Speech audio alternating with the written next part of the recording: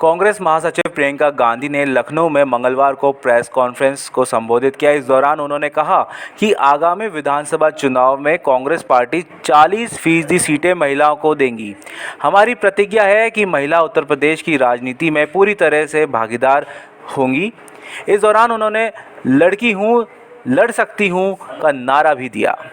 उन्होंने बताया कि साल 2019 में लोकसभा चुनाव के दौरान प्रचार के लिए मैं उत्तर प्रदेश आई थी। इस दौरान मैंने इलाहाबाद विश्वविद्यालय की कुछ लड़कियों से मुलाकात की थी। उस दौरान उन्होंने बताया कि किस तरह से विश्वविद्यालय के नियम कानून उनके लिए अलग थे और पुरुष के लिए अलग थे। ऐसे में हमने यह निर्णय उनके लिए लिया है। उन्होंने कहा कि हमने यह निर्णय उस महिला के लिए लिया है जिसने गंगा यात्रा के दौरान मेरी गाँव को तट पर वापस बुलाकर कहा कि मेरे गांव में पाठशाला नहीं है और मैं अपने बच्चों को पढ़ाना चाहती हूं। यह निर्णय प्रयागराज की लड़की पारो के लिए था, जिसने मेरा हाथ पकड़कर कहा कि दीदी मैं बड़ी होकर नेता बनना चाहती हूं। यह निर्णय चंदौली में शहीद एयरफोर्स के पायलट की बहन के लिए है, जिसने मुझे कहा कि मेरे भाई शहीद हो गया लेकिन मैं पायलट बनना चाहती हूं।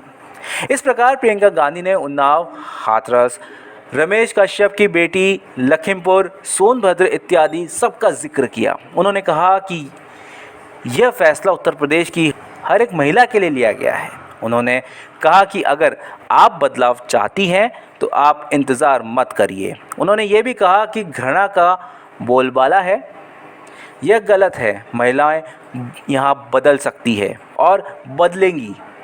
प्रियंका गांधी ने जिस तरीके से यूपी के अंदर अपनी छाप छोड़ी हुई है, उससे कहीं ना कहीं आने वाले चुनाव में कांग्रेस एक बड़ी पार्टी बनकर उत्तर प्रदेश के अंदर आ सकती है। हमने तय किया है कि आने वाले विधानसभा चुनाव में उत्तर प्रदेश में कांग्रेस पार्टी 40% टिकट महिलाओं को देगी।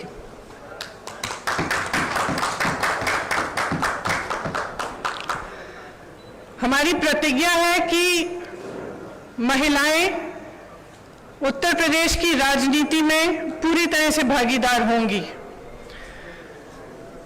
ये फैसला हमने किस लिए किया? जब मैं 2019 के चुनाव में उत्तर प्रदेश प्रचार के लिए आई थी तो इलाहाबाद यूनिवर्सिटी की कुछ लड़कियां मेरे से मिली और उन्होंने मुझे बताया कि किस तरह से यूनिवर्सिटी के नियम कानून, हॉस्टल के नियम कानून उनके लिए अलग थे और पुरुषों के लिए अलग। ये निर्णय उनके लिए लिया है। ये निर्णय मैंने उस महिला के लिए लिया है जिसने गंगा यात्रा के दौरान मेरी नाव को वापस तट पर बुला के कहा कि मेरे गांव में पाठशाला नहीं है, मैं अपने बच्चों को पढ़ाना चाहती हूँ। ये निर्णय उस लड़की, प्रयागराज की एक लड़की पारो के लिए लिया गया है जिसने मेरा हाथ पकड़ के मुझे कहा कि दीदी बड़ी होकर मैं नेता बनना चाहती हूँ। ये निर्णय उसके लिए है। ये निर्णय चंदौली में जो शहीद एयरफोर्स के पायलट हैं उनकी बहन वैष्णवी के लिए है, जिसने मुझे कहा कि उनके भाई शहीद हो गए हैं लेकिन वो पायलट बनना चाहती है।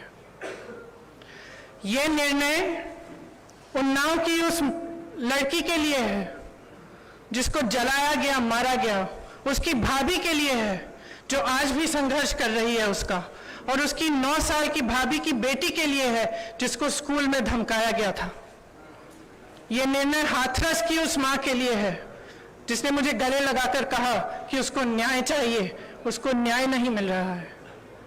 ये निर्णय रमेश कश्यप की बेटी के लिए है, उसका नाम भी वैष्णवी है, जो बड़ी होकर डॉक्टर बनना चाहती है। लखीमपुर में एक लड़की मेरे से मिली, मैंने उससे पूछा क्या बनना चाहती हो बड़ी होकर, उसने कहा प्रधानमंत्री बनना चाहती हूँ। उसके लिए है ये निर्णय। ये निर्णय लखनऊ की एक बस्ती में लक्ष्मी वाल्मीकि के लिए है जो ITI पढ़ी है, BA की है, उसने कंप्यूटर कोर्स किया है, आज तक उसे नौकरी नहीं मिली है। ये निर्णय उसके लिए है।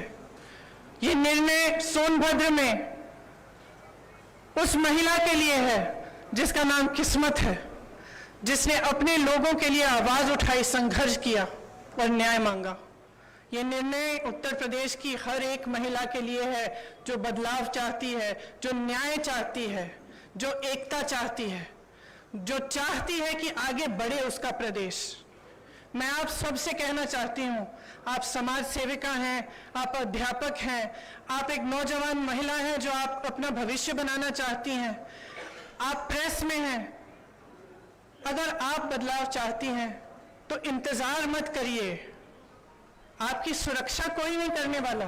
सब बातें करते हैं, सुरक्षा करने का जब समय आता है तो सुरक्षा उनकी होती है जो आपको कुचलते हैं। आज सत्ता का नाम यह है कि आप खुलेआम पूरे पब्लिक के सामने लोगों को कुचल सकते हैं। ये सत्ता बन गई है, ये गलत है।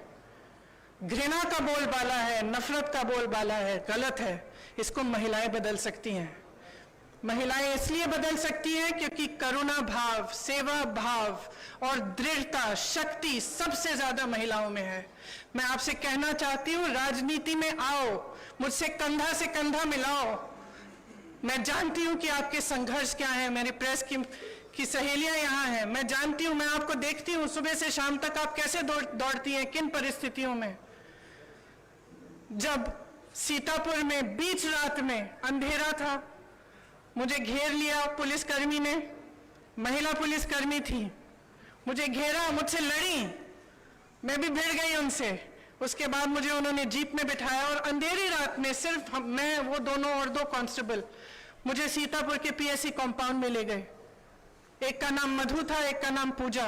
ये निर्णय उनके लिए भी है क्योंकि मैं समझी कि 4 बजे सुबह तक ड्यूटी पे थी। उनकी एक अफसर जिनकी पोस्टिंग सीतापुर में थी लेकिन जिनकी बूढ़ी माँ अकेली नोएडा में रहती है। कितना संघर्ष करना होता है महिलाओं को। कौन करेगा ये संघर्ष आपके साथ अगर आप एकजुट नहीं होंगी? अगर देश को जातिवाद और धर्म की राजनीति में से निकालकर विकास की राजनीति की ओर ले जाना है, अगर देश को समता की राजनीति की ओर ले जाना है, भागीदारी की राजनीति की ओर ले जाना है, तो महिलाओं को आगे बढ़ना पड़ेगा। आपको खुद ये काम करना पड़ेगा। आगे बढ़िए।